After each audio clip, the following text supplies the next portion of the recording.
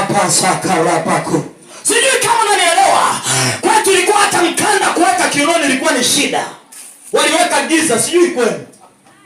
Mimi nalijua neno la Bwana kwamba limenifungua. Ninaona upako, ninaona uzima, ninaona amani, ninaona afya ndani ya Yesu. Hata nikiondoka leo, nina uhakika na Mungu.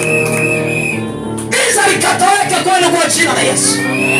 Giza likatoweka kwenye duka lako kwa jina la Yesu. Watu wameweka vinyamkela ili usilale, ukalale leo. Au kainua ile neno kwenye anga. Sijui kwenye mtaa unaoishi. Mimi siogopi waganga, siogopi wachawi. Ninachojua liko neno la Bwana. Maana hao wachawi nao ni watumishi wa Mungu. Halo. Bwana na haja nao. Wewe nyosha fimbo yako juu kama Musa. Mwambie Bwana wakatafutane wasionane kwa jina la Yesu. Ila sisi tutaonana kwa jina la Yesu. Natamani kanisa tuonane. Katika ulimwengu wa roho tuonane. Unjua huyu anafanya nini? Unjua yeye yukoje? Rapasaka. Haujanielewa wewe. Amen. Tafuta Yesu akae ndani yako. Utaona nuru inang'aa.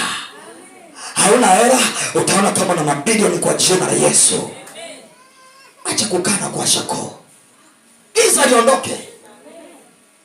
Neema ipo, nayo imefunguliwa ya tukataza kufanya ubaya.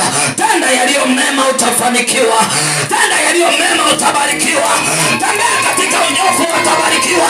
Tembea katika utakatifu. Rapasa. Sasa watu wameweka kitu kingine tena. Haleluya. Tembea katika utakatifu. Iko nguvu ya ajabu.